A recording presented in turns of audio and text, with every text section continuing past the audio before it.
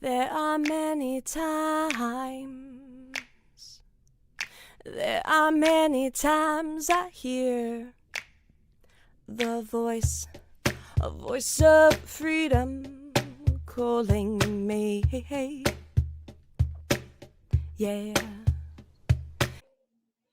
Hey everyone, welcome to another installment of the Politics of Kendra. I am Kendra, and today we have Alan Wayne of Indie Star Radio. Thanks so much for being here. Oh, my pleasure. My pleasure, Kendra. Thank you for having me. I look forward to spending this time talking about whatever comes to mind. So thank you for the opportunity. Excellent. Thank you for being here. So Mhm. I've been on Indie Star Radio. We started our collaboration like 2 years ago, a year and a Yeah, half. it was through B Squared Management, through Birdie Yeah. Bow. Yeah. We were Yeah, joking. and Yeah. yeah, We were joking about how she is such a hard worker. I remember one thing that stuck out on the podcast. You were like, she's almost like a cat. Sometimes I'll be like, do you ever sleep? Or she just is like so energetic. And as I've gotten to work with her even more over these past 2 years, it's just, I'll get like an email. I'm a night owl too, but I'll get like an email from her at like 3 a.m. And I'm like, oh, yeah, wow, I'm up yeah. too. She's always going. She's always going. But you have to be that way in this industry, in the industry she's in, which is PR, marketing. You almost can't rest. You have to always be working for your clientele. Yeah. So she's perfect for that role, certainly. And she was a pleasure to deal with. She's been a pleasure to work with, as have you been. A pleasure. Thanks. Absolutely. That's so kind. Absolutely. No, it's my pleasure. It's great to have you as a part of the roster. Yeah, very cool. So you had me for an interview. We talked about spirituality. We talked about music. We talked about Mhm. being a team player and some of your experience, which we'll get into in a second. Yeah.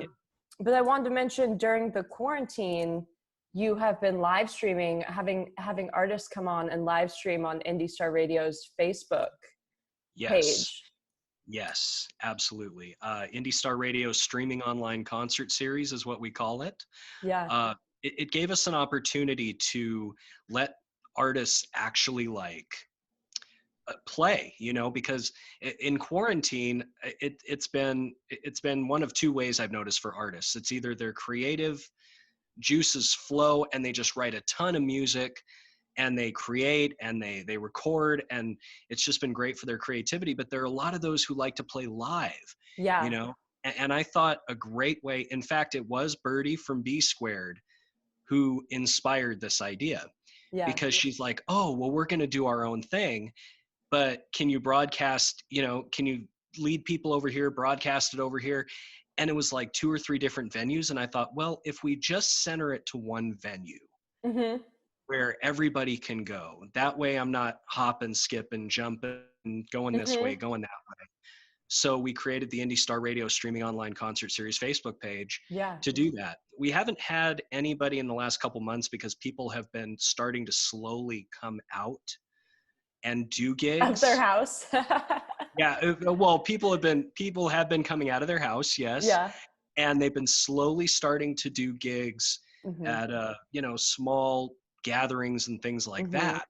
Mm-hmm. But it is fun. It is fun to see people go and play and see them get all this appreciation, all those Yeah. hearts, all those thumbs up, everything. It is so fun to see. It's so beneficial, like having a platform to perform and having something to look forward to. Live music was always one of those things I look forward to, like friends concerts, big concerts, playing, going out there and gigging myself. Just the networking opportunities, just everything about music was what I looked forward to. So it's like, all right, I've got a super busy week, but this Friday I'm going to see my friend's band down in Yeah, Costa Mesa, and I look forward to it all week. Or, Fish will be in town in the summertime, and it's like, I'm so excited. Everything is cool because of that. And yeah, I mean, I always had something to look forward to. And now during this time, I guess we're kind of like entering a new phase of it or whatever. I got to have that same thing to look forward to through platforms like Indie Star Radio streaming thank you, concerts. Yeah. thank you, thank you very much.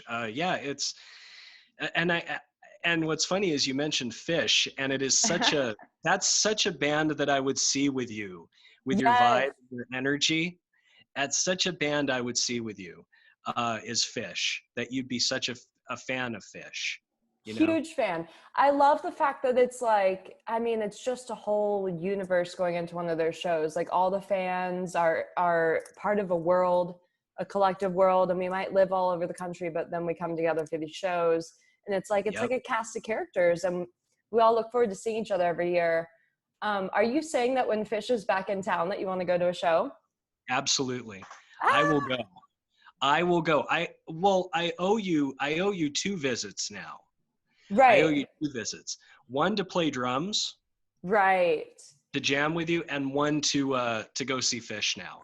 And I would love to do that because I've never been to a Fish concert, but I've seen them and they just look like amazing love fests. And Yeah. people are so, like, the energy, you can feel it. You Hmm. can feel that people are so happy to be there. It's Yeah, just one of those great places to be. So absolutely, anytime. cool. Anytime. Cool. Yeah. Well, we do need to get together to jam because I'm ready to start a band. So I'm Yeah. interested in like hearing what kind of beats we can do together. So we'll Absolutely. get a time together. You're in LA, so that's easy.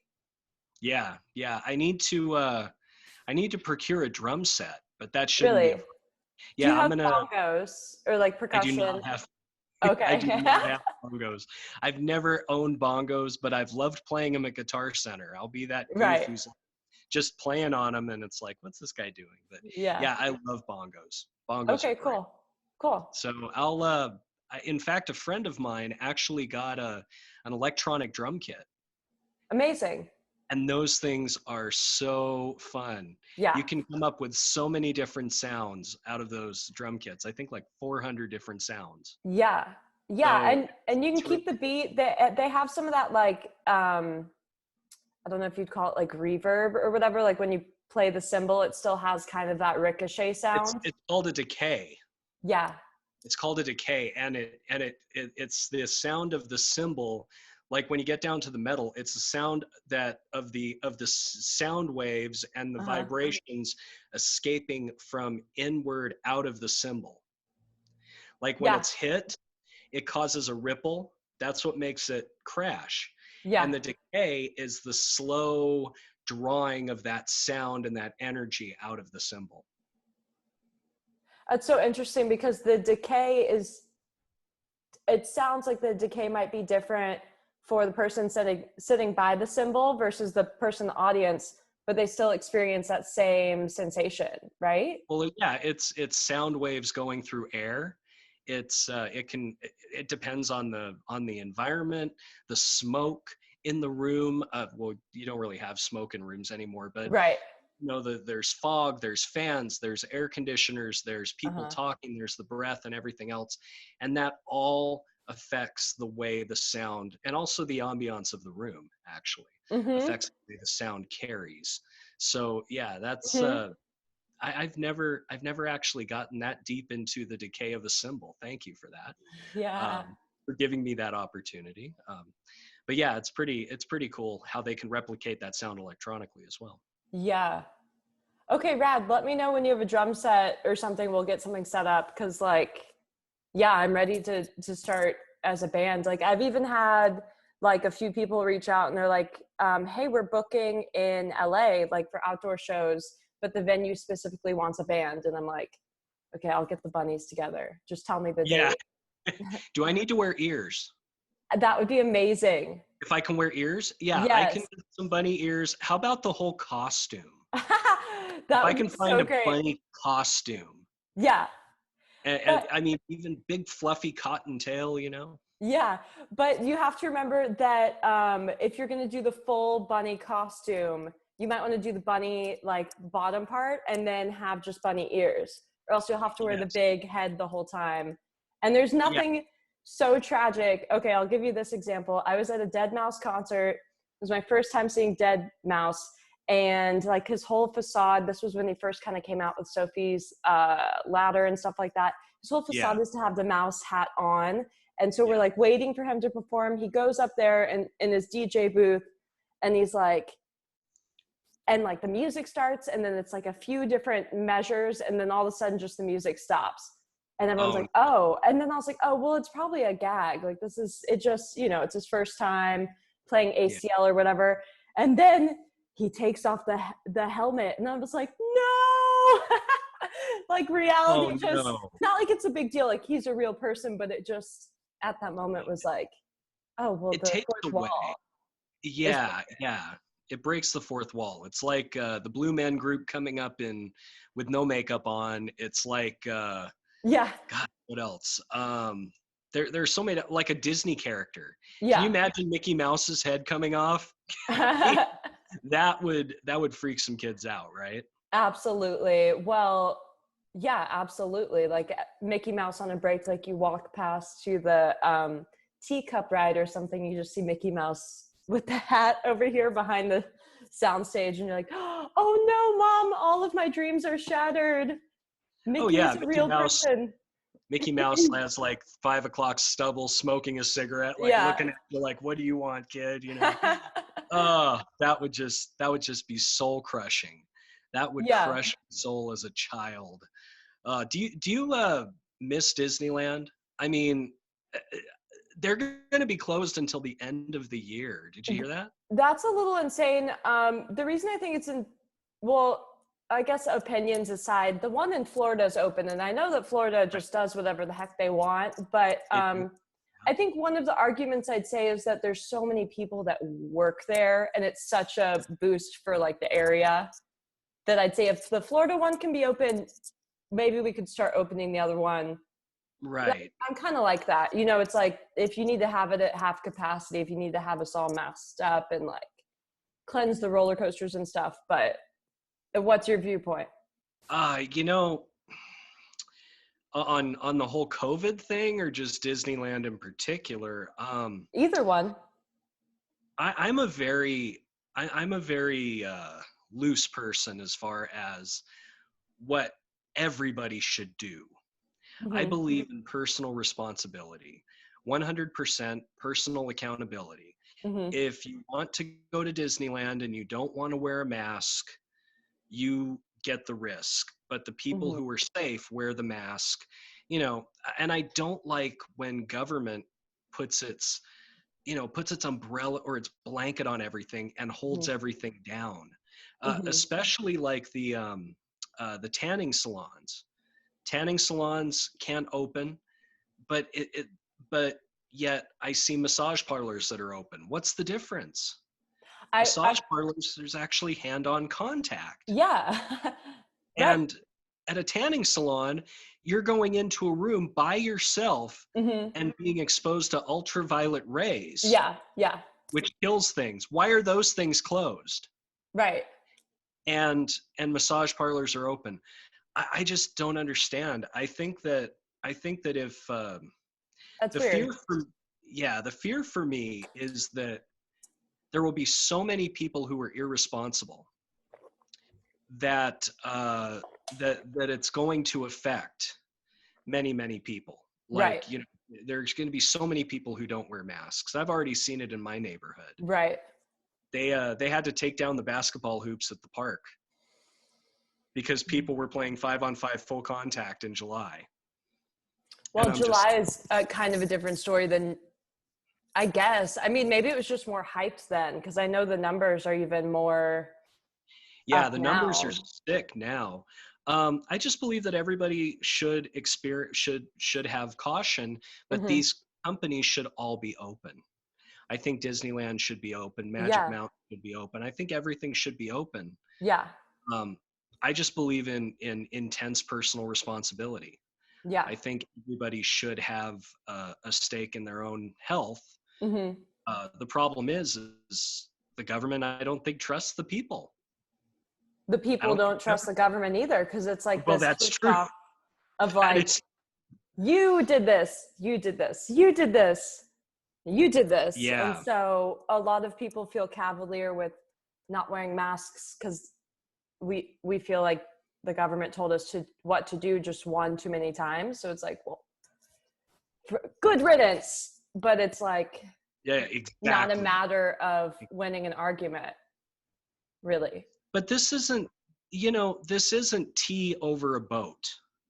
This isn't this isn't somebody sitting in a seat that in a bus seat. This isn't a black woman sitting in a bus seat. Uh-huh. This is personal safety. Right. This is public safety. If you're going to make a stand against something, make a stand on your own, but do not endanger other people. Absolutely. Uh, Absolutely. you know, going in and out of the problem, it's really a conundrum. Mm-hmm. If you open everything up, then it's going to spread and people are going to die, of course. But if you close everything up, it's almost like it's going to spread and people are going to die. Like there's no Yeah. winning almost. I What's think that? I think Disneyland should be open too. I'm not a huge Disneyland fan. I mean, Mm-hmm. I'll go every once in a while, but I'm more of like a fan like of the museums. Like I don't even know if museums are Mm-hmm. open right now, but that's something that I would like love to be open. And then of course, live music venues. Big live music venues. Now I know that's like a little bit over time, but yeah, I mean, I think Live Nation or Ticketmaster just came forward and they were like, if you want to go to a show in 2021, you got to show that you have a vaccine, uh, have taken the What? vaccine. Yeah, there was an article, like a couple articles that came out like last week about it. I don't know. I'm not a huge fan of needles. So it's like, Huh. okay, but it is what it is. I don't know. I have all sorts of differing opinions for different reasons. Like, Right. not a fan of feel you. needles, but I'm a fan of like health, prosperity, people getting together, progress. I feel you on that. Yeah. It's Yeah. there are a lot of things in this world that I call they're problems too big for me to solve. Uh-huh. Um, and one of those is the vaccine situation. People who want to vaccinate their kids, people who don't want to vaccinate their kids. I see both sides and I just think Uh-huh. like, gosh, that's such a conundrum. It wraps me up in differing opinions, like you Yeah. mentioned. Yeah. Because I see both sides to everything. Sometimes I wish I wasn't so even-handed. I wish I could be just dumb and straightforward to one side or the other, and be stubborn and hard-headed about Uh-huh. a lot of things, but I Right. can't. I think of both sides. That's so true. I recently went through that too, and I was like, oh, wow, I have all these other opinions that also side with this other group of people. And it's like, oh, okay. Yeah. Weird. I guess I'm indie. You're indie. That's Super indie. I'm a registered libertarian. Cool. Which is basically rights for everything, guns and I don't know how you feel about that, but rights for basically everything. Mm-hmm. And I always said that if I went to run for politics or run for an office, first of all, I wouldn't. I have too many skeletons in my closet. I'd make Bill Clinton look like a choir boy. But the second of all, it would be, my platform would be legalize everything and tax the ever living heck out of it, Okay. Taxation with representation. Taxation with representation.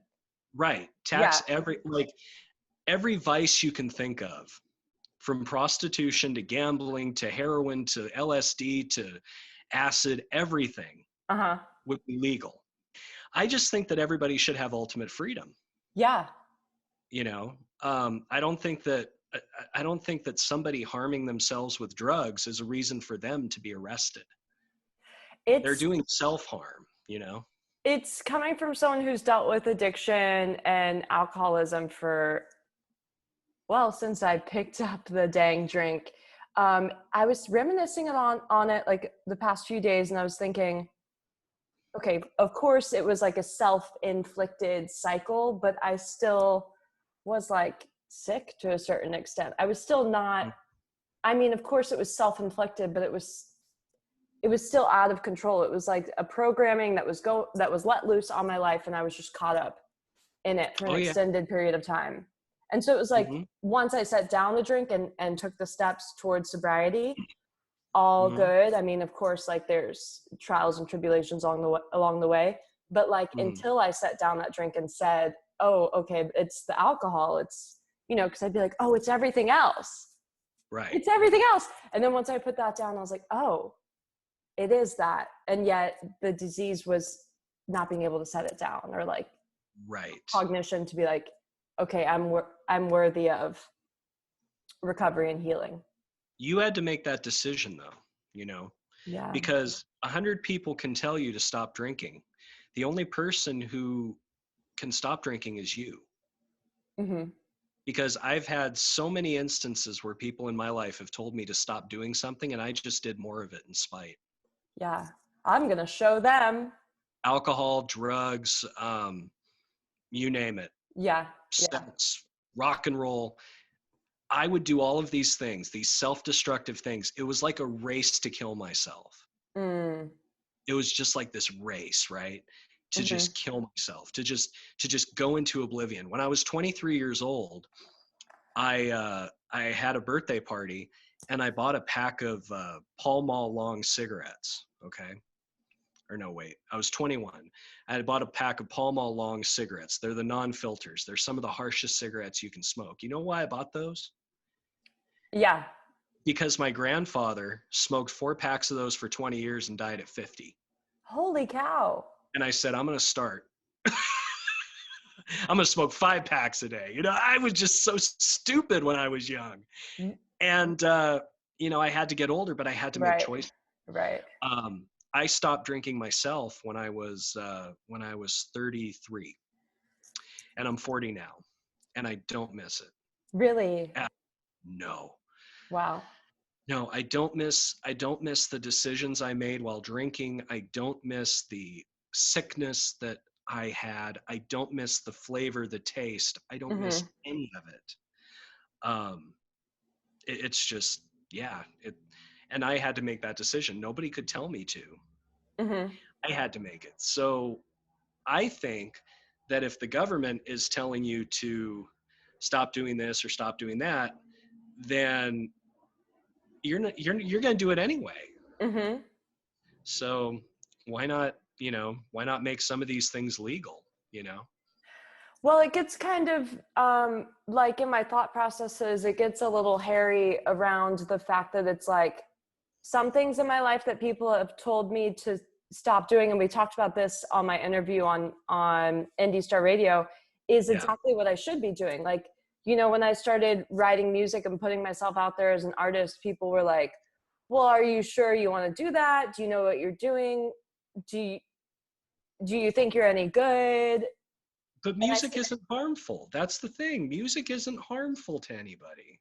Exactly. So it's like I had to like go through all of those naysayers and keep going. But then on the other hand, when it was destructive things that I was doing, one, there wasn't as many people saying don't do that.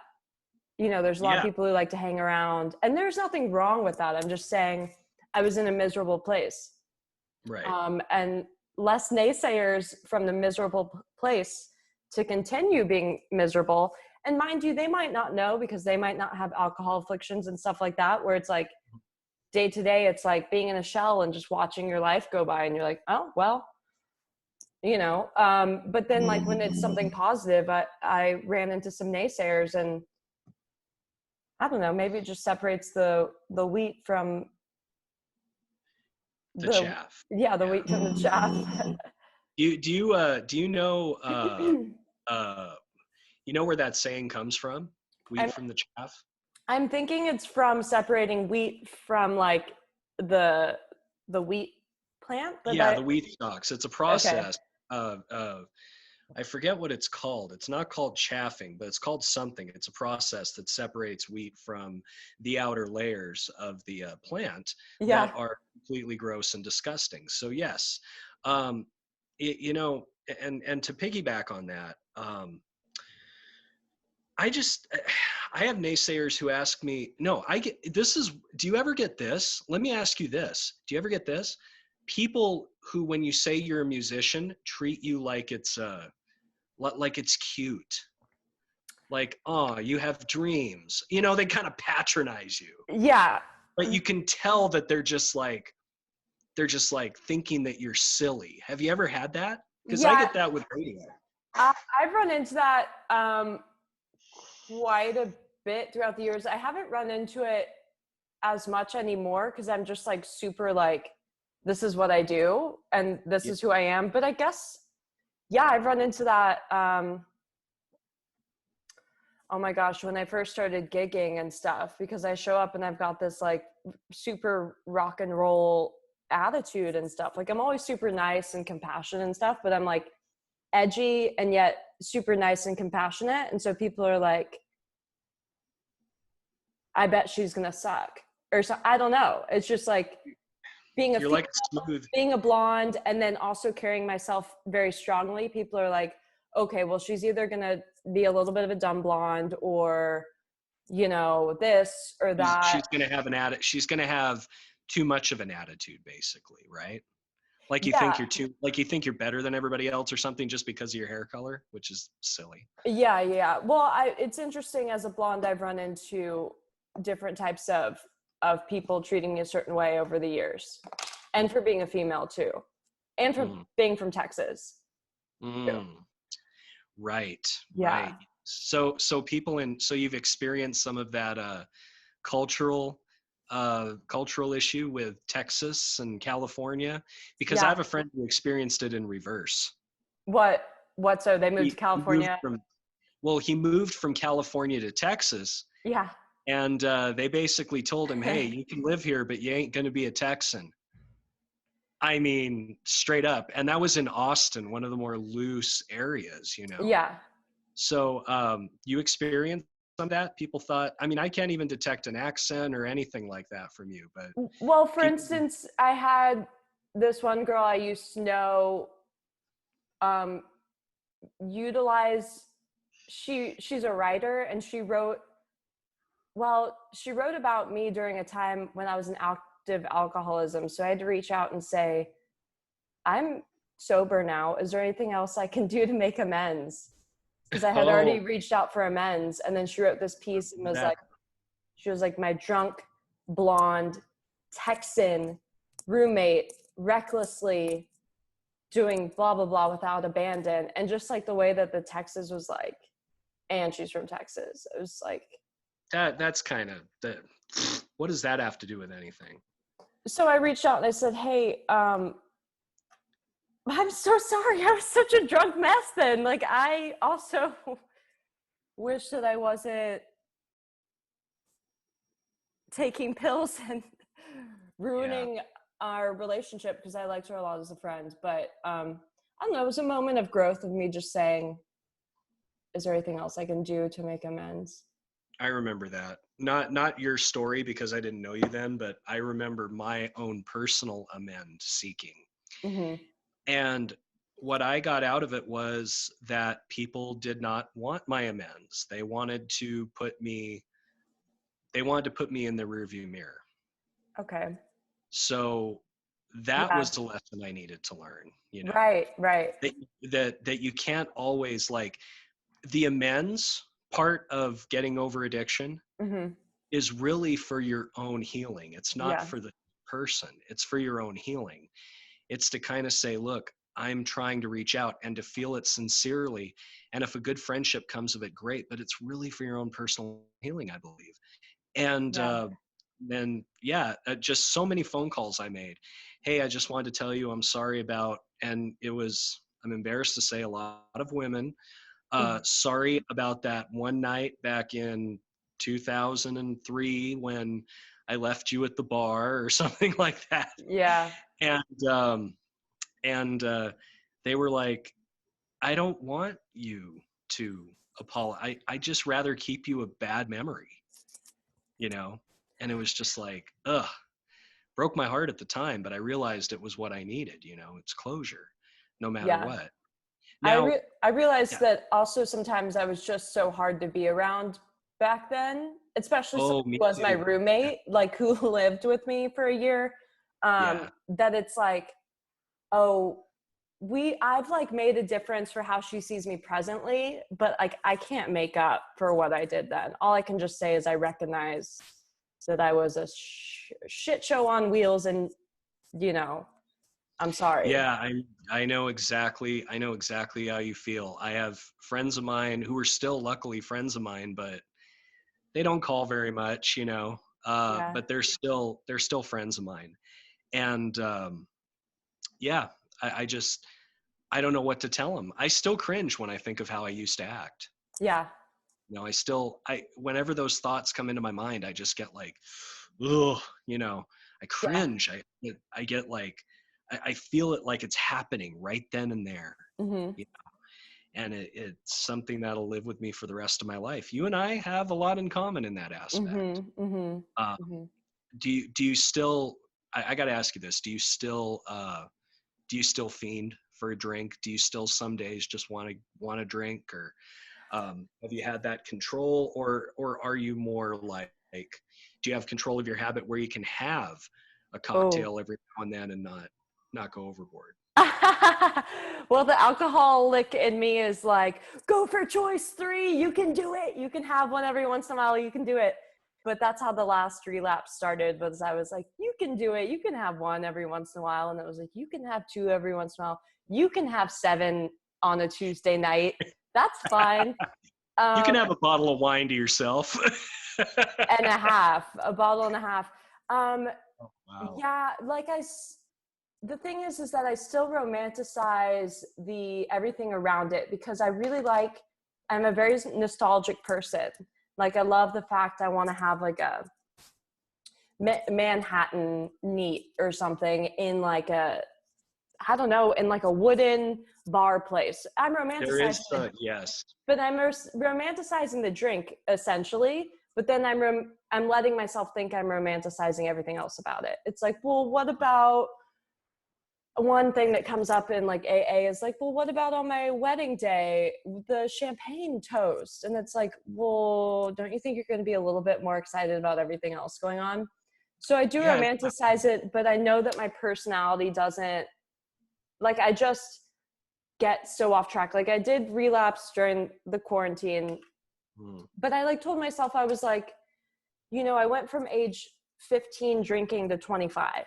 And I was like, well, I never tried to drink moderately. Maybe it was like a prolonged college kind of thing. Everything's closed down. Let me check if I'm an alcoholic. Well, I knew the answer, and and it wasn't that bad. It was just bad enough for me to be like, I'm a whole different person when I drink. Even if I'm not actively drunk that night, I'm just more crass and edgy, and it's not who I am at all.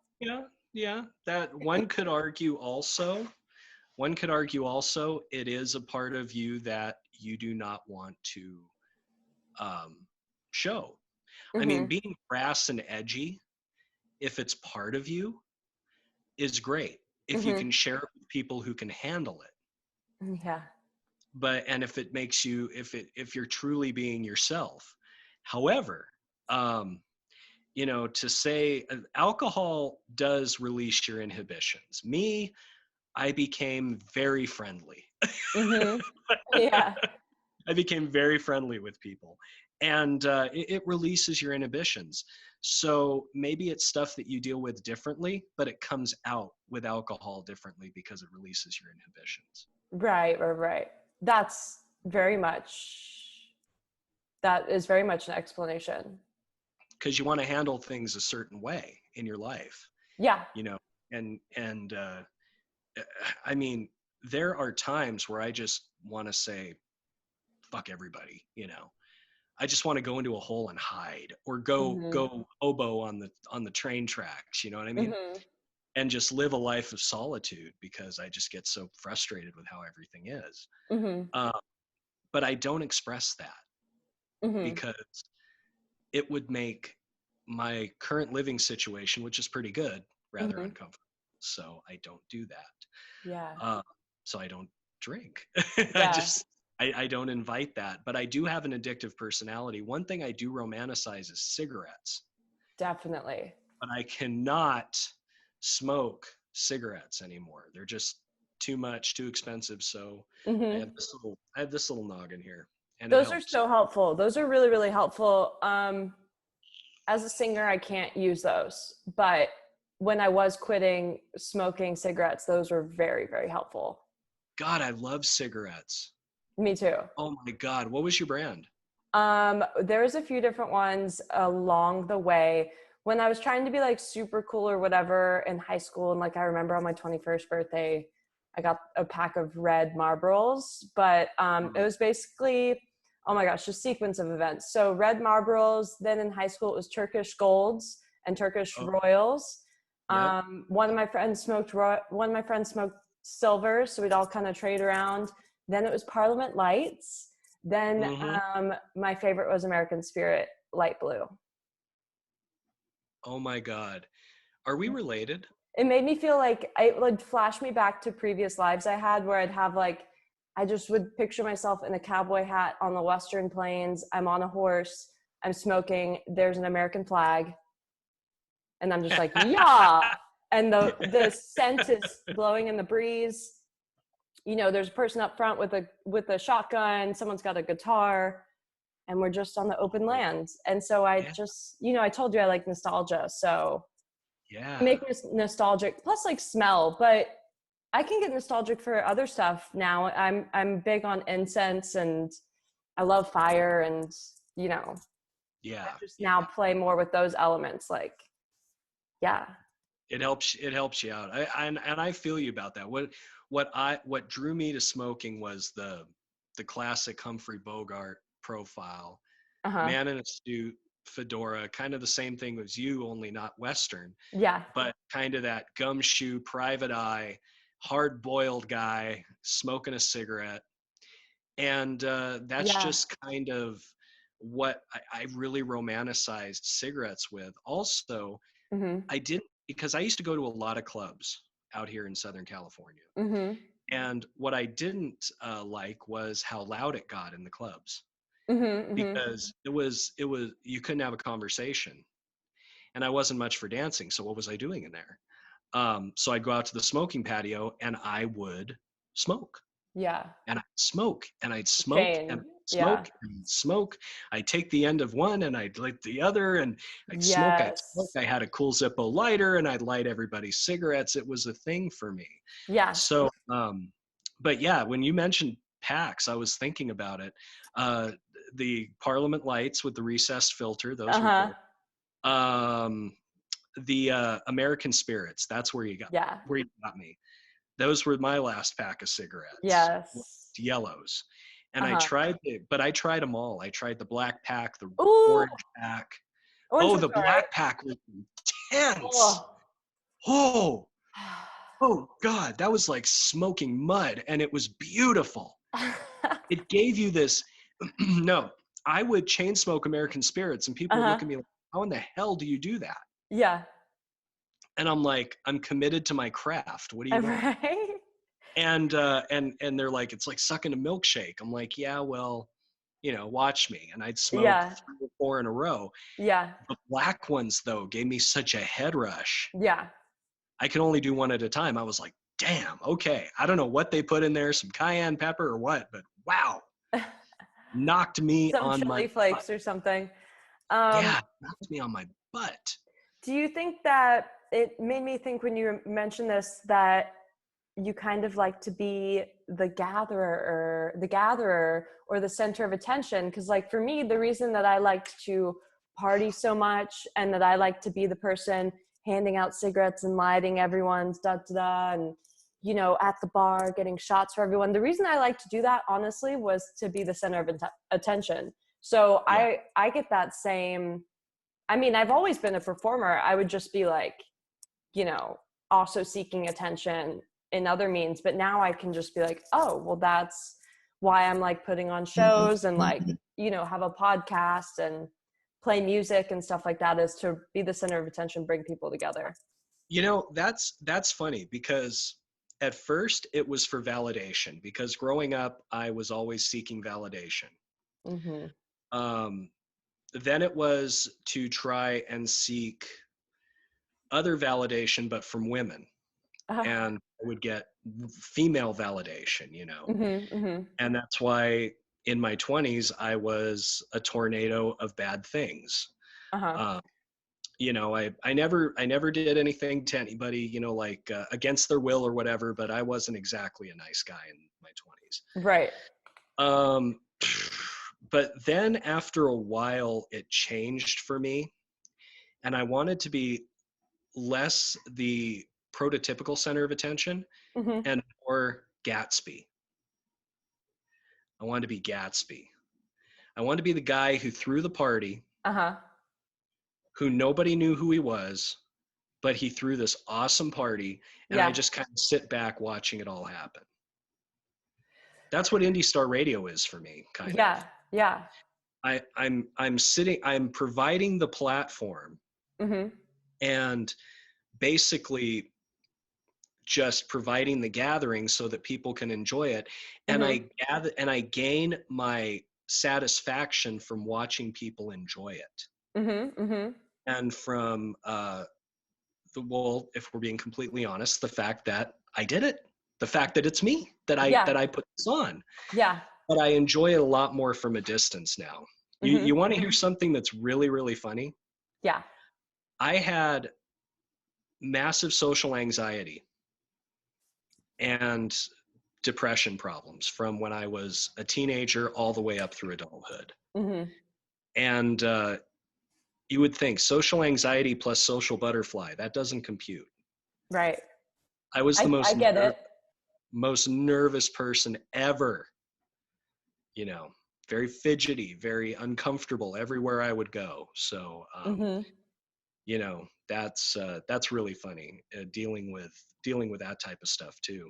Um, but in any case, yeah, I see myself more as Gatsby, you Yeah. know, putting on the show so that everybody else can enjoy it, and just standing back and watching, but not letting people get close, you know? Right. Right.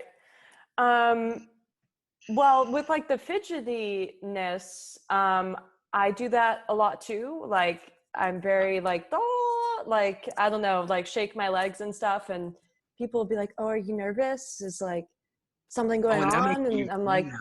no, I'm just like, if I don't like move, I'm going to blast off into outer space. I'm just like full of energy. You Exactly. know, which is, it's kind of funny because like even more, I'm like, why did I choose the bunnies? And then I like see a rabbit like run across the street and it just like looks at me and I'm like, oh yeah, that's why I chose the bunnies as like That's why you chose the they bunnies. run fast and they're freaked out, but they're not freaked out and they don't run that fast and they are run really fast and that whole kind of thing. Yeah. They're just overall nervous creatures, Mm-hmm. even with their noses. Always going. The only other creature I can think of that's like that's a hummingbird, you know, Yeah, always moving, absolutely. always motion, always quick, darting everywhere. But yeah, you mentioned like the fidgeting and stuff. My tell was sweating. Mm-hmm. And that is just the most humiliating thing in the world. When you're standing still and you're sweating like you've run a marathon just Yeah. because oh God, I hated that. Well, like my eyes will run or like my nose will run when I get super anxious because like I am just like exerting a lot of energy. So it looks like I did just run. And people Yeah, will be like, are you okay? Are you sad? Are you sick? And I'm like, no, I'm perfectly good. when you're not. But I am. It's just a comfortable, Yeah, it's just a comfortable, like some people wouldn't be comfortable with a lot of the different, I don't know, I've been through a lot, yeah, you know, just like a lot of like spiritual stuff and like, you know, just experiences that are like so immersive that it's like, this is happening. Like reality is different than I thought it was. Like being shown, it's like, okay, well, I'm living in the Matrix. This is crazy. But like a sequence of those where it's like an overwhelming and yet not overwhelming, but it's like a cascading, yeah. immersive experience. And it just kind of like I observe it and then let it happen, but it could be considered overwhelming. And then when I go and it's not overwhelming in the moment, but sometimes when I look back on situations, I'm like, that was so intense. Yeah. I wonder what other people go through. Yeah. If similar, how similar, you know, because Mm, it's just right. such a personal thing. But you know what? You'll never know. Yeah. Most people will never share it with you. Most people will never tell it to you because there's this thinking that it's crazy, but Yeah. not. It's a common shared thing. Like, I think everybody has spiritual experiences in their lives. Mm-hmm. Uh, I remember one time I was sitting at my mother's gravestone, and I closed my eyes and I let myself go to another place, and I could hear her, Mm-hmm. talking to me as if she were right in my ear. And she it was very comforting, you know. Now, whether it was my brain manifesting in a way, just kind of doing something, or whether it was really truly a spiritual thing, I'll never know. But Mm-hmm. I want to believe that it was a spiritual thing, Mm-hmm. and that she was like, "You're okay." And I can imagine some of the stuff you've gone through, because what you've mentioned sounds a lot like a couple of things I've gone through in my life. Mm-hmm. And yeah, it all you do is you just let it go. You just let it go and enjoy the experience, I've come to find out. That just reminded me of a line in a poem I wrote that says, spiritual and physical separate is none. And that's exactly what I am going to say, is that the spiritual moment is the manifestation of you hearing it. I mean, your mind going there is the allowance of the spiritual. Right. You have to be open to it, though. Exactly. Yeah. If you're not open to it, then it doesn't come to you. Or it'll be in such a way that is like very, very logical. And you're like, oh, this interesting coincidence happened. Yeah, yeah. I believe in no coincidences. Mm-hmm. Like, there's no such thing. Yeah. No such thing. Everything happens because of a certain path Mm-hmm. that you need to be led on. And I've sat and I've thought many hours about many different things in my life and how they have gone. And it just always it comes together like a book, almost like a story. Mm-hmm. And it's not disjointed like you would think a random human existence would be, Mm-hmm. but it follows a plot, it follows a narrative, and it follows a timeline that makes, surprisingly, a lot of sense. Makes a lot of sense. Makes a Right. ton of sense. And it's like when I am experiencing something and I'm focused on the narrative or the thread of how it connects to the rest of my life, it's like so surreal. It's like that movie slash book Stranger Than Fiction, where it's like, and then she was walking down the street and she turned to her right and saw a flower, and as I reach over to look at the flower, I'm like, wait, did I think that I was going to reach over to the flower, or did Yeah. I, the chicken or the egg? And of course it's like different versions of that. It's not always so clear, like, hey, turn right here. It's more like, oh, I think I'm going to turn right, and then it's like, wait, what led me here? This is so perfect. Right. And it's and the thing of it is that you and I both have pasts, and we can look at our pasts and go, "Oh God, that was so terrible." But it's part of the narrative, and Yeah. it's made sense, and it fits in the story. So we have to have had those pasts, and we have to Mhm. have had those things. Those were part of our stories. Yeah. It also makes me feel a little bit better about them, because I realize that all of the stuff that I did, it taught me these lessons to Hmm. become someone today who I can look in the mirror and say, "Hey, you're not a bad person. Yeah. You're a good person." So it had to be that way, because I think I wouldn't have learned any other way Yeah. unless I completely crashed and burned about a dozen times.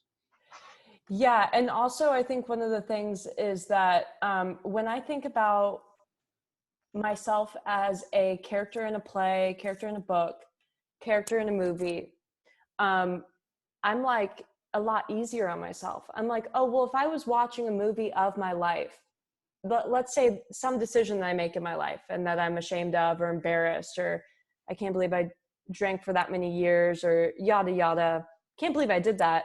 If I were watching a movie of my life, I'd be on the couch going, oh, I can't believe she did that. And like thinking it's so funny, or it's that part in the movie where everyone's like, oh my gosh. And then it's like so pivotal, or it's descriptive of character, but like having to be the character living it, sometimes I'm like, oh my God, I can't believe I did that. Yeah, Instead of being like, damn girl, you go do it again. exactly. If my movie would be a tragedy, a tragedy plus a comedy. It would be the darkest comedy in the history of the world, Yeah. because it's full of death and loss and Mm-hmm. uh, self-destruction. Mm-hmm. And let me tell you what my nickname is from a lot of people that I know. You know what it is? Take a guess. Um, can I guess? Yeah, it's a character. Casey Jones. Charlie Brown. Charlie Brown. Charlie Brown. Why Charlie Brown? Think of the character. He tries his best, but he loses all the time. People just rain on him negative feelings, and he gets Yeah. down on himself sometimes. Yeah. But he always has that hope. He always gets up the next day. He always pushes and perseveres and fights hard. Yeah. So when I thought at first, I was like, Charlie Brown, what that, good grief, that's a terrible nickname. Yeah. And I thought about it, and after a while, I kind of wore it as a badge of honor. Right. Because no matter what happened to Charlie Brown, he still went up on that mound and threw the ball, even though he knew he was going to get knocked over or knocked out. Even though he knew he was going to give up a home run and his team was going to lose, he went out there and thought, well, what if we win? Right. And it's the same thing. Lucy holds the football for him, and he's like, you know what? I'm going to kick this football. Yeah. And she pulls it away every single time, but he comes back with that faith renewed. Yeah. Every single time. The courage to open himself up to be hurt again. Yeah. Because it might just work this time. Yeah. So I take that nickname kind of, with pride now, Yeah. I like Charlie Brown. I think it was a really good character, good cartoon and whatnot. But yeah, I can see what you mean. And like, I mean, if there was a different person who was writing with those characters, he would probably be successful. So then we does get end up being successful. Yeah. Like in yeah. the end, he ends up getting, he ends up finally, but it's kind of the struggle that's romantic about it, Yeah. Yeah. It's the struggle. It's getting there. It's failing 1,000 times just to get up that one time and succeed. Yeah. So So one of your success stories is starting Indie Star Radio. When did you start it? What was your journey to start it? And tell us more about Indie Star. it started when my mom died. I'd been a podcaster for about 4 years. I started off in the shock realm, basically tearing people down and making terrible jokes, and which led to me getting in trouble with some computer hackers and having my personal information compromised. And at the same time, I was starting to look to solutions for music, because I always wanted music to be a part of my programs, whatever I was doing. And I met the founder of Deep Elm Records, John Suk. Oh, cool. Hooked up with him online and said, hey, can I use your music? He said, sure, just tell people about us. And that relationship has continued to this day. Yeah. So fast forward about 2 or 3 years, I'm just bouncing around doing podcasts, thinking someday someone's going to pick me up, because my goal was to be in terrestrial radio. When I got out of school, I went to look for jobs, and I just could not find the right job. And there were no jobs here in LA because I wasn't anybody's friend. I wasn't anybody's cousin. I wasn't anybody's primo or anybody else. Mm-hmm. So I started on the podcasting route, and then a few artists, just as I was about to quit, started sending me music and saying, "Hey," and this is after I tried to work with another station that was doing independent music in 2016, Mm-hmm. and they basically fired me. Mm. So in 2017, I decided, okay, well, just when I was thinking of giving everything up, a few artists sent me their music and woke me up, basically. Mm-hmm. And I Mm-hmm. said, I'm going to start a platform, not only to show those people at that other station that they're, that they're losers for letting me go, Mm-hmm. but to promote independent artists the way I was not promoted when I was a musician. Mm-hmm. And I started Indie Star Radio, very small, and it's grown to a full service radio station. We have live programming 24 hours a day, 7 days a week at Mm-hmm. indiestarradio.com. Mm-hmm. We have podcasts on Spotify, Apple Podcasts, and iHeartRadio. Mm-hmm. And I do 2 live shows a week, and I have someone who does a third, and I have someone running the whole station for me now. Mm-hmm. So Amazing. yeah, it's pretty cool. So yeah, the goal and the mission has always been to promote music, which I believe is better than what's on the radio these days, Yeah. and to kind of live my own dream, be that Gatsby like I was talking about earlier. Mm-hmm. Set the table and enjoy people and watch people enjoying the meal and getting my enjoyment out of that. So Mm-hmm. yeah, so it started from a very dark point in my life, but I really, really am happy that it's come this far. Um, so Indie Star Radio, it started as you said something about a shock value Yeah, show. What does that mean? I was basically doing um, really raunchy talk radio. I see. I see. And offending people. As you do so well, I'm guessing. Yeah, I didn't know when to stop. That's one of those Yeah. things with that addiction gene. I didn't know when to stop. So Yeah. I just fed into it until I got into a few scraps, and then that was Right. it. I didn't Well, want to do it anymore. so then you took that shock value show and you started doing podcasts here and there. And then someone reached out and said, "Here, can you start playing my music?" And then you're Yeah, like, "Okay, maybe this is something more." right.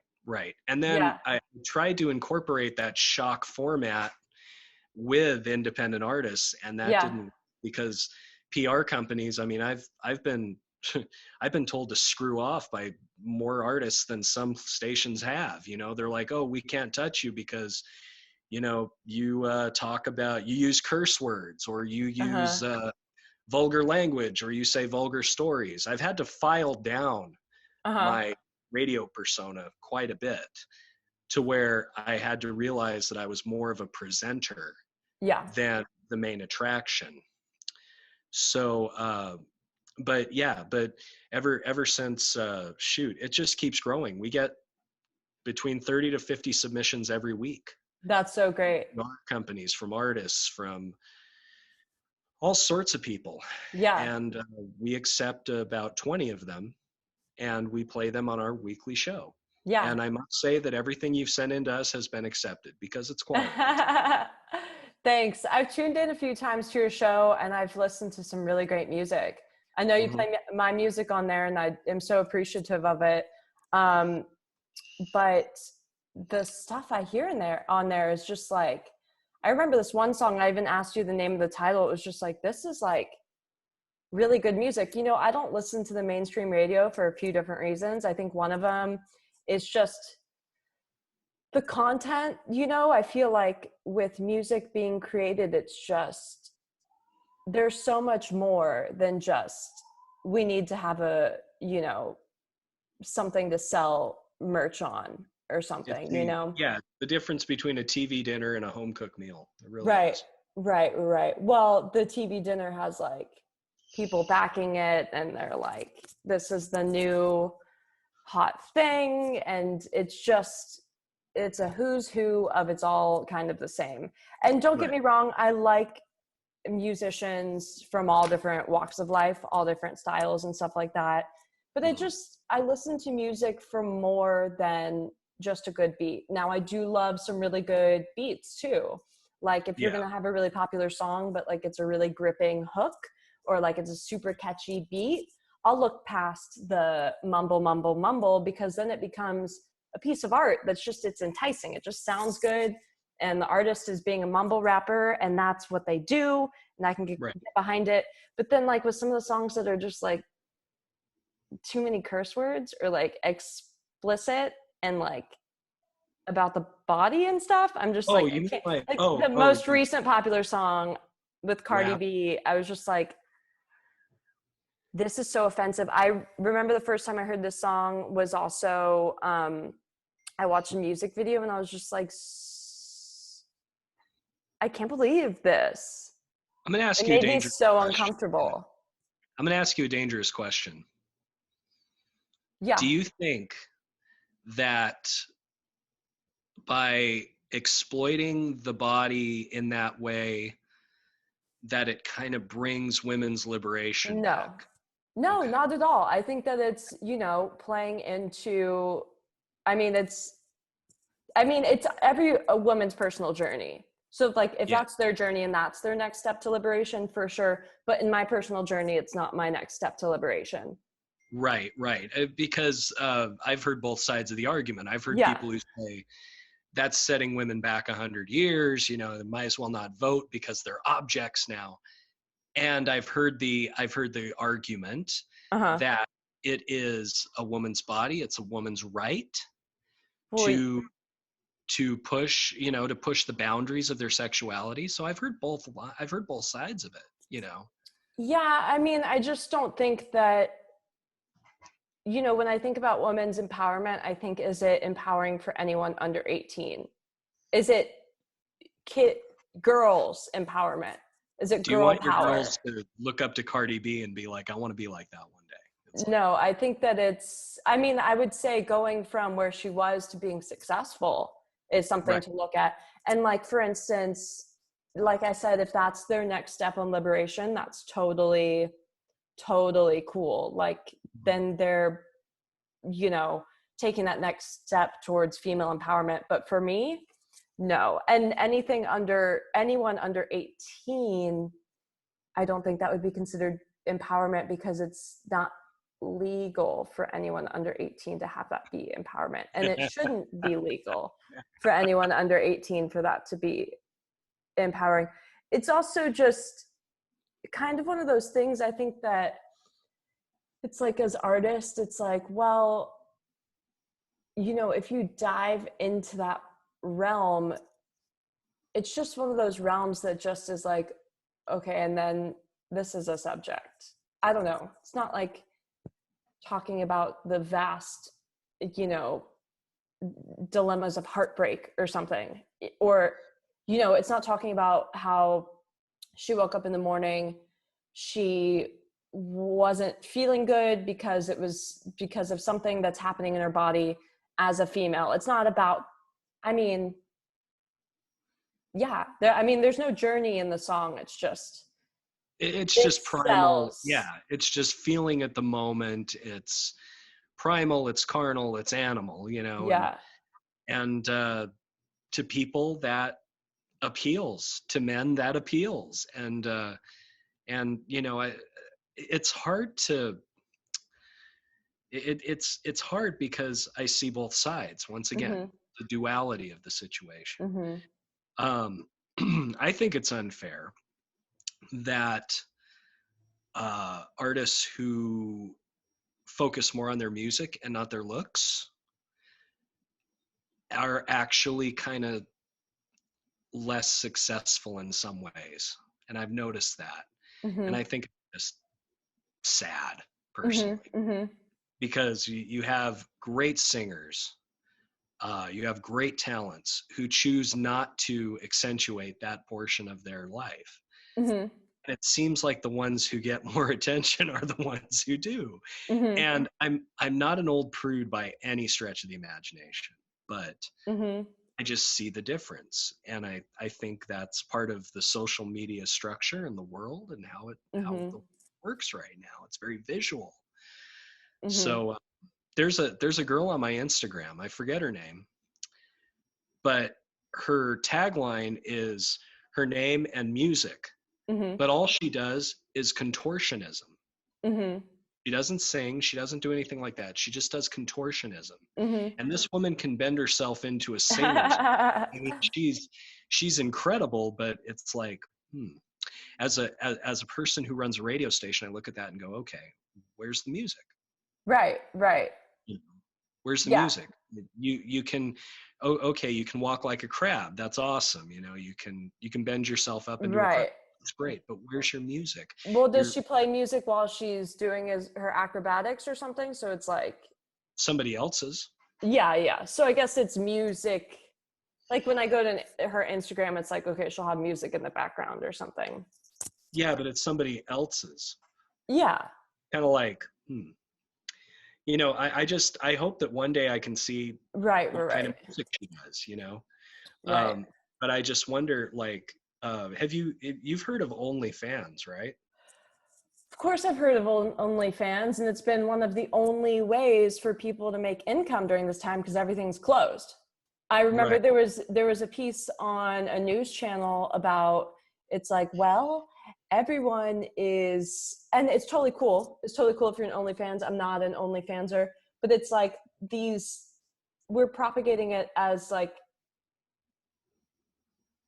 I don't want to be offensive, but we're propagating it as like a strong entrepreneurial move for young women. But it's also like, I just don't feel comfortable showcasing myself in Well, that way. I wish that I could walk around in a bikini and make money. It's Like not just as, me personally, yeah. like I look at that and I go, wow, that's a way to, like, I see things like, wow, that's a way to make money, but I can understand where it's an issue at the same time. Well, like it's an issue for like, it's an issue for someone like me who is not comfortable. Like even when I'm at the beach and I'm like wearing a bikini, I'm like, that person's Yeah. looking at me and that person's looking at me. Like, that's okay. I'm at the beach or whatever, but I'm just very self-conscious of that. So I have some friends who do OnlyFans, and that's totally cool. And sometimes I even romanticize the idea of being able to do an OnlyFans myself, because it's like, oh, well, like you have all the components to have a successful OnlyFans, but it's like, I'm not comfortable showcasing myself in that way. I mean, if there's like a sultry photo of me or something, but to like specifically be posing in a way or specifically wearing certain types of clothing doesn't make me feel comfortable. So I feel like Yeah. for someone like me, it can be toxic, because in the back of my mind, it's always like, well, if this doesn't work out, you can always just sell your body on the internet. And it's such an unhealthy thought, Oh my because it's such a like God. failures mentality or whatever. And so I feel Well, like, yeah. yeah. And it's like, not saying people who do it are failures mentality. I'm just saying, for me, since it's not something that is in alignment with my best purpose, for me, it's like, oh, well, you can always. Well, it's not for you. That's the thing. It's like, and for some people who it's for, that's perfectly fine. Yeah. It's just not for you. Yeah. Um, I know a couple of people who have set up music accounts on OnlyFans, Uh-huh. and they they do push the physical a little bit, but not Uh-huh. to the point of other accounts. Let's just say that Yeah. they push their music a little more, but they're not getting the success. I think OnlyFans has kind of, maybe people know it as just that brand. I don't Uh-huh. know, Yeah. but Well, it's like, yeah, it's just not comfortable for you, and that's, yeah. that's your, that is you expressing your own decision, and there's nothing wrong with that. Just like there's nothing wrong with women who want to, because there is a huge market out there. Mm-hmm. Mm-hmm. There's plenty of lonely men out there Mm-hmm. who wouldn't mind having, who wouldn't mind subscribing to monthly photos of their favorite girl. Mm-hmm. Mm-hmm. Nothing wrong with it. It's just not something you're comfortable with, and you know, Yeah. Yeah. Yeah. But I think it's a cool idea. I think it's a cool app. I think it yeah, provides a lot of potential for people. I also think Patreon is a really cool app. Update, I will be starting a Patreon soon, so stay tuned for details by following on my social media. Best way to follow me on social media is at Ken Bunny. Thanks, y'all. As Kendra and the Bunnies, to do like a Patreon where it's like, hey, you guys, I have a special song. And then it right. also feels like I'm getting something for it, because it's like, well, if I put out this song, some of my audience members might be like, well, I don't know if I agree with her. This is too edgy or Right. something like that. But if it's Mhm. like, you want to listen to this exclusive song for $25, then it's like, Yeah, okay. premium. That's what I'm struggling with my Patreon right now. I do have perks, and I do have a Patreon for Indie Star Radio. By the way, Mm-hmm. if anybody wants to check it out, it's on our website at indiestarradio.com. We do have patrons, but I'm just trying to think of what I could put out there as premium content. Mm-hmm. I'm not quite, because as a broadcaster, everything, you want to put everything out there for exposure. Mm-hmm. Mm-hmm. So yeah, that's the trick. But Patreon's a good platform. I mean, Mm-hmm. we have some really good patrons to our station that pay a good majority of the bills. It helps, Mm-hmm. certainly. Mm-hmm. It's so So helpful. It's so helpful. And like, I've been thinking about the just like getting discovered as an artist. And I mean, like, getting discovered by new fans and stuff like that. And yeah, just, you know, letting it happen, I think. yeah, Because I'll be like, yeah. well, why is this person got so many people that follow them? And like, why is everyone so You've excited about noticed what you've this person noticed that, huh? does? Yeah. Oh yeah, I'm I like, I well, feel the what's same way. so, even Instagrams I go to where it's like, if I go to an Instagram and there's like a girl, she models in her bikinis and stuff like that. I'm like, oh, well, this makes more sense that she would have a ton of followers. I don't know if I'm like digging myself a hole right here, but like, with people who are just, I don't know, doing run of the mill art or Well, music, yeah. I'm like, oh, well, Well, what's okay. so great about this? Well, I'll tell you what. Um, there's nothing like digging a hole and being alone in it. So allow me to dig alongside you Okay, and fabulous. tell you and agree with you on this. Like I said, I would love to be able to,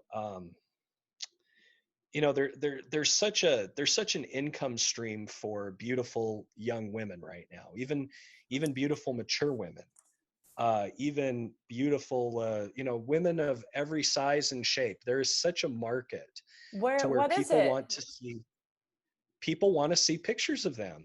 Oh, do People want to see pictures of them. you mean the OnlyFans type photos, right? No, no, I mean like Instagram, even like Instagram. Yeah, I People guess want to I'm see hard on pictures. myself. I do have a lot of people that tune into what I do. Yeah, it's just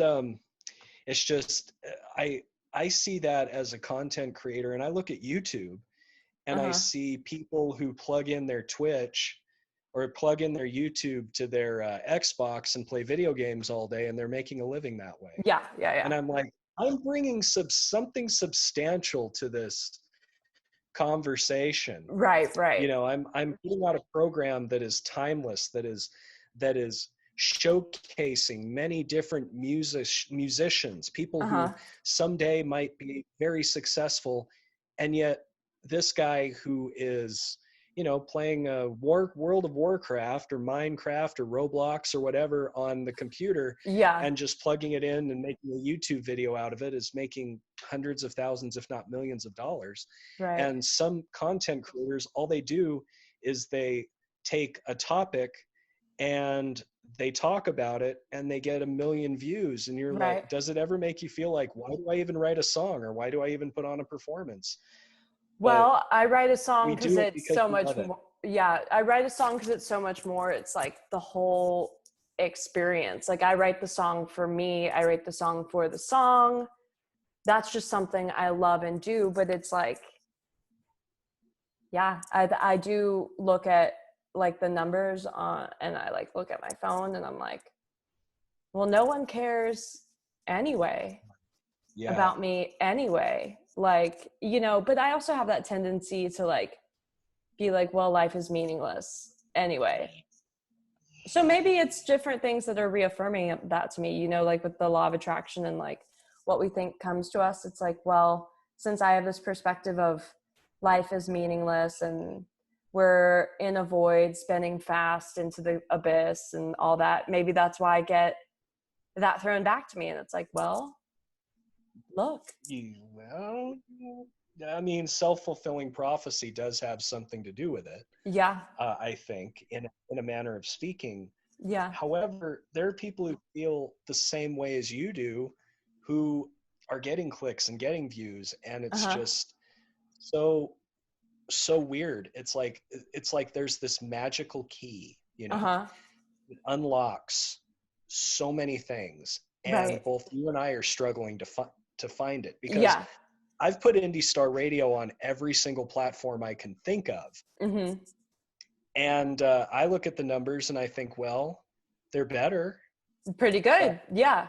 you know, we have patrons, which I will never express a lack of gratitude for our patrons. So They're, grateful.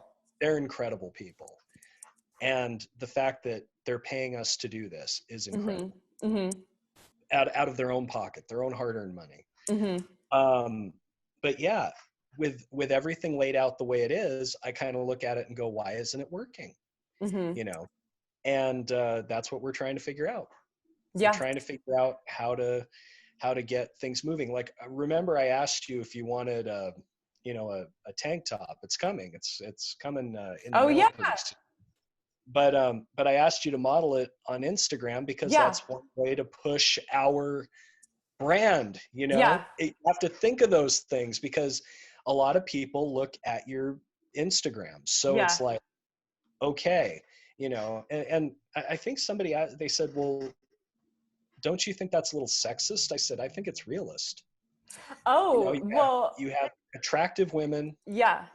modeling they're fully covered. It's not like Yeah. they're using it for a bath towel. It's a business move, in my opinion. Yeah. If there was a guy who had that many Instagram followers, Right. I'd be like, yeah, wear our t-shirt. I don't care, Right. Right. Right. but it Because is then hard. you can reshare it and stuff, and like you're so right. Because like in the same conversation, I was like, oh, my numbers, and you're like, well, you've got a lot of Instagram followers and stuff like that. But I think maybe it's just that drive within. I'm just like, I want more. Get to the end of the Same finish here. line, and it's like, I got to start training for the next race, coach. The Same next here. one. Same Yeah. here. Yeah. That's I've felt the same way about the station. I'll send my Mm-hmm. staff graphs of like pie graphs and charts and things like Mm-hmm. that of improving numbers and stuff like that, and I'll be like, Mm-hmm. how can we improve? And they're just like, this guy's crazy. Mm-hmm. Mm-hmm. Like, he's treating this like a business. Well, of course I am. Yeah. There's no other way to treat it. It's still fun for me, Uh-huh. but part of the fun is watching those numbers grow. I'm Yeah. not going to lie about that. That's It part of the is fun. very exhilarating, and it's like, oh, thank you. Yeah, Finally. exactly. Yeah. Yeah. It is worth it. Exactly. And I think about too, like all of the come up of other people too. There's a few people I follow on Instagram who are like, there's this one girl who's like, she said one time, she was like, behind all this facade, like I started this like with a blank slate, and I've grown so much. So for everyone who messages me and is like, I've been doing this for 2 years, what do I do? She's like, been there, you keep going. I was where you Exactly. were, and you keep going. And you Exactly. appreciate the victories along the way, because each of them are so crucial and so beneficial, but then you keep going. That's exactly right. Whenever I would get frustrated and I'd be like, oh, the numbers are down, I'd have to be told, it takes time. Yeah. And I've ruined my reputation several times over with people who would listen to my brand Okay. because I've pissed people off along the way. However, it's like I look at where I started and right, blank slate. I started with 0. Now I have over 11,000 songs, Yeah. That I rotate, and it's incredible. It's absolutely incredible. So you and I both have to think of the gratitude aspect of it sometimes when we get down, I think. We've been talking for like an hour and 30 minutes. That's insane. I didn't even notice that. Isn't it though? It's pretty incredible, and I think we should wrap this up. Although I could probably talk to you Yeah. until tomorrow. Amazing. But yeah, That's amazing. I love it. Okay, cool. So Indie Star Radio, tell us where we can find you, where we can listen. Of course, I'm going to add the links, but tell me anything and everything you'd like us to know. Go. I appreciate that. And Kendra, first of all, thank you for having me on. You are a pleasure to talk to. I remember when we had our interview segment, I said I could talk to you forever. And so this is proof we could talk forever. Yeah.